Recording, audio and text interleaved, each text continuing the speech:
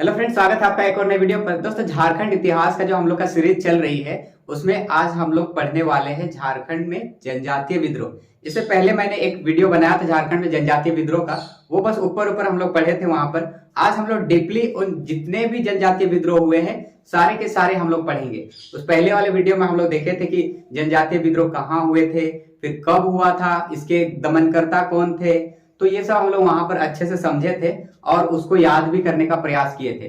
अब हम लोग इस वीडियो में डीपली हम पढ़ेंगे, वही पॉइंट्स को पढ़ेंगे जो एग्जाम में पूछा जाता है और पूछा जा चुका है। तो बिना स्किप किए हुए इसे लास्ट तक देखिए, आपका एग्जाम में इसी में से ही क्वेश्चन पूछेगा।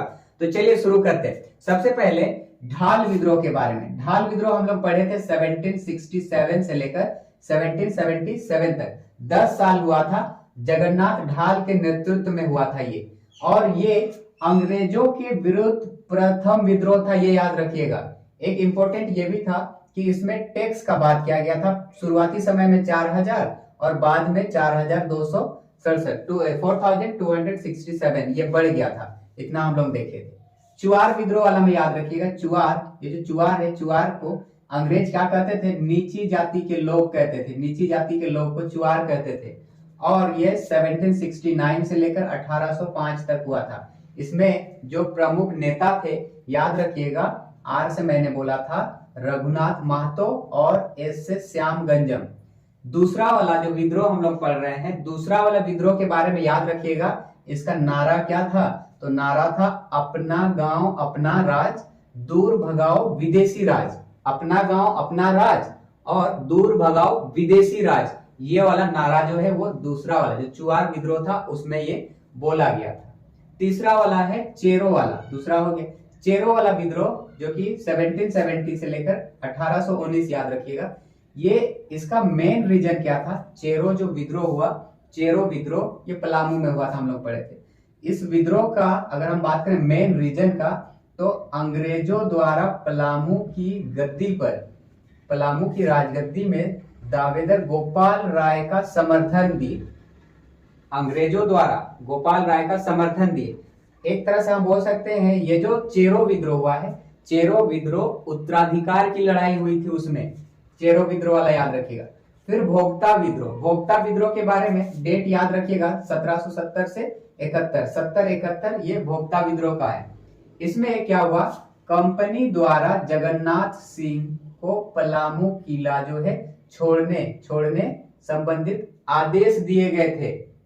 इस विद्रोह में हम लोग क्या बोले? Company British east India company Jagannath Singh को पलामू किला छोड़ दो ऐसा आदेश दिया था। लेकिन जगन्नाथ सिंह उनकी कुछ शर्तें माने थे, सिर्फ कुछ शर्तें माने थे। लेकिन अंग्रेज बोल रहा है सारा का सारा मानो, तो इसका विरोध वो किए। तो भोक्ता विद्रोह में हम लोग ये पढ़ेंगे। आगे 5वां नंबर में है घटवाल विद्रोह। घटवाल विद्रोह ये रामगढ़ के घटवालों के द्वारा किया गया था, याद रखिएगा। अपने राजा मुकुंद सिंह के प्रति अंग्रेजों द्वारा किए गए दुर्व्यवहार, ये उसका कारण था। घटवाल विद्रोह क्यों हुआ? तो अपने राजा मुकुंद सिंह के प्रति अंग्रेजों द्वारा किए गए दुर्व्यवहार, अंग्रेज दुर्व्यवहार किए थे, इसीलिए रामगढ़ के घटवाल जो है इस विद्रोह को अंजाम दिए। पहाड़िया विद्रोह याद रखिएगा, 1824 की हम बात करें तो 1824 में अंग्रेजों द्वारा पहाड़िया जनजाति की भूमि को दामिन एक को नाम देकर सरकारी घोषित कर दिया। हम लोग पढ़ रहे हैं 1772 से लेकर 1782 तक, ये 10 साल का पहाड़िया विद्रोह हुआ था। देखिए 1772 से 1782 10 साल का पहाड़िया विद्रोह हुआ, जो 4 चरणों में हुआ था। इसके कारण अलग अलग थे, लेकिन ये हमको याद नहीं रखना है। इस विद्रोह के काफी दिन बाद देखिए 1824 की हम बात करें तो 1824 में क्या हुआ? तो अंग्रेजों द्वारा पहाड़िया जनजाति की जो भूमि थी उस भूमि को क्या नाम दिया? तो दामिन एक को नाम देकर उसे सरकारी घोषित कर दिया। इसको याद रखिएगा, ये इंपॉर्टेंट हो जाता है। तमाड़ विद्रोह याद रखिएगा, ये 6 चरणों में संचालित हुआ। देखिए इसका टाइमिंग 1782 से लेकर 1821 तक हुआ। तमाड़ विद्रोह के बारे में याद रखिएगा, ये सबसे लंबा विद्रोह, बृहत्तम हुआ, सबसे खूनी आदिवासी विद्रोह हुआ अंग्रेजों के विरुद्ध, याद रखिएगा तमाड़ विद्रोह। तमाड़ अंग्रेजों द्वारा बाहरी लोगों को प्राथमिकता देने और नागवंशी शासकों के शोषण के विरुद्ध ये हुआ। अंग्रेज बाह्य लोगों को प्राथमिकता दे रहे थे और जो नागवंशी शासक थे, नागवंशी शासकों के शोषण, उनके शोषण के विरुद्ध जो है तमाड़ विद्रोह किया गया।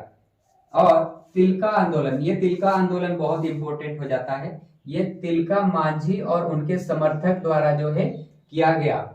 और ये याद रखिएगा भागलपुर में, भागलपुर तिलका आंदोलन तिलका मांझी के नेतृत्व में हुआ और ये बहुत भयानक घटना घटा था। 1783 से लेकर 1785 तक का जो टाइमिंग था ये तिलका आंदोलन था। तिलका आंदोलन में याद रखिएगा अंग्रेजों के दमन और फूट डालो की नीति के विरोध में अपने जमीन पर अधिकार प्राप्त हेतु ये आंदोलन हुआ था। ये तिलका आंदोलन एक तरह से अपने ही जमीन को प्राप्त करने के लिए ये आंदोलन किया गया था। अंग्रेज अपना दमन और फूट डालो की जो नीति अपनाई हुई थी उसका ये विरोध करते थे। जन आंदोलन का स्वरूप दिया और प्रचार प्रसार के लिए साल पत्तों का प्रयोग किया गया था। सोचिए उस टाइमिंग के बाद हम लोग 2023 में है, 2023, और ये हम बात कर रहे हैं 1783 से लेकर 1785 वाला का बात, तो उसमें और अभी में बहुत अंतर है। तो साल पत्तों का प्रयोग किया गया था। फिर विद्रोह के दौरान तिलका मांझी क्या किए, क्लीवलैंड की हत्या कर देते हैं, तीर मार के जो है इनकी हत्या कर देते हैं। और जब हत्या कर देते हैं क्लीवलैंड की, तो तिलका मांझी को पकड़ने हेतु व्यापक अभियान चलाया गया। अंग्रेज द्वारा जो है व्यापक अभियान चलाया गया कि जाओ तिलका मांझी को पकड़ के ले आओ, उसको मार दो, ऐसा जो है अभियान चलाया गया। तो अपने खिलाफ इस तरह का कार्रवाई देखकर तिलका मांझी क्या करते हैं, छापामारी युद्ध अपनाते हैं, गुरिल्ला युद्ध अपनाते हैं, जंगल में चले जाते हैं, गुरिल्ला युद्ध लड़ते हैं। और इस प्रकार से इसके जो मतलब गुरिल्ला युद्ध का प्रयोग किए, लेकिन कितना दिन तक करते रहेंगे, कभी ना कभी तो पकड़ाएंगे। और किसी के थ्रू जो है वो पकड़ा जाते हैं। वो पकड़ा गया और तिलका मांझी जब पकड़ा गए तो 1785 में बरगद की पेड़ पर उसे फांसी लगा दिया गया।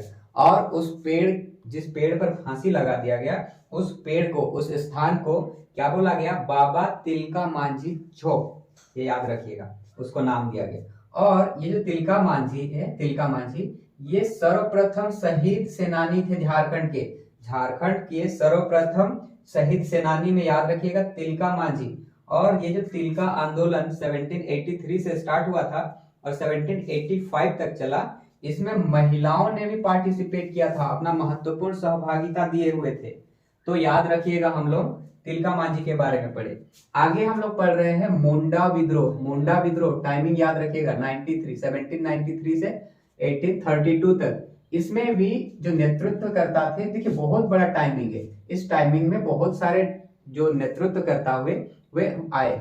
इसमें टोटल देखा जाए 5 चरणों में ये जो विद्रोह हुआ है। एक याद रखिएगा इसमें 1793 की बात है। 1793 में वास्तव में 1789 में देखिए, इससे पहले की बात करें, 1789 में विष्णु मानकी के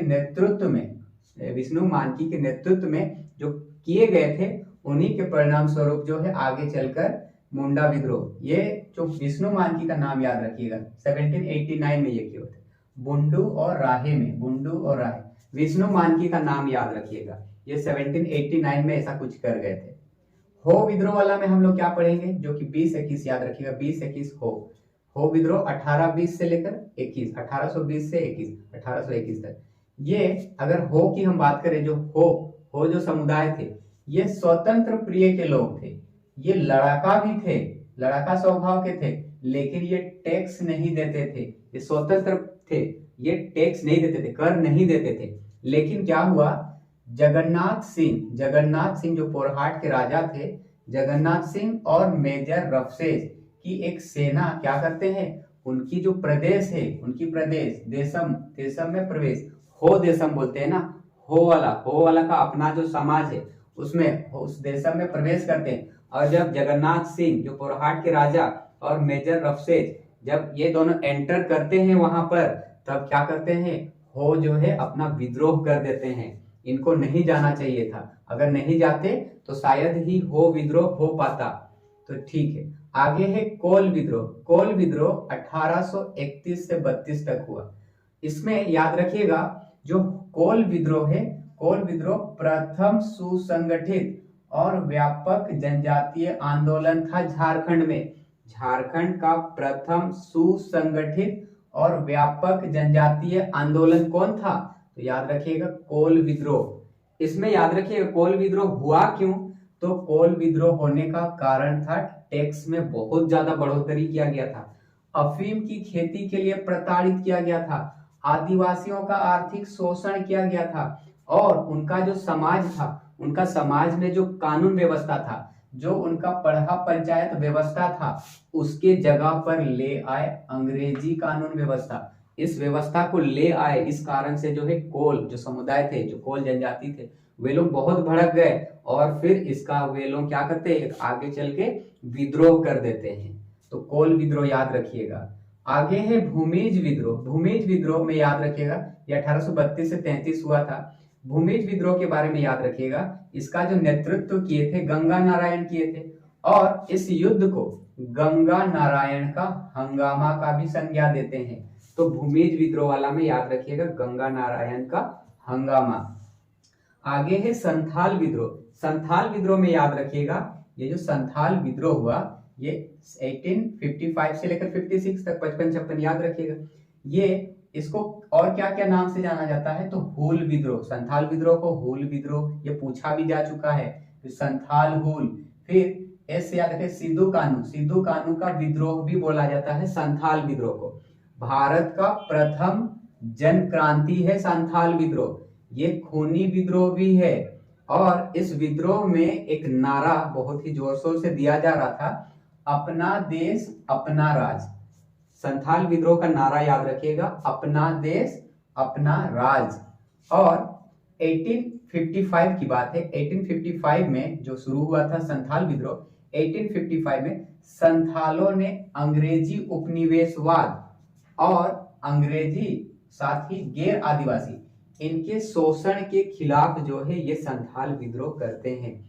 ये संथालों ने अंग्रेजी उपनिवेशवाद, अंग्रेजी और गैर आदिवासी उनके जो शोषण कर रहे थे उनके खिलाफ ये संथाल विद्रोह हुआ है।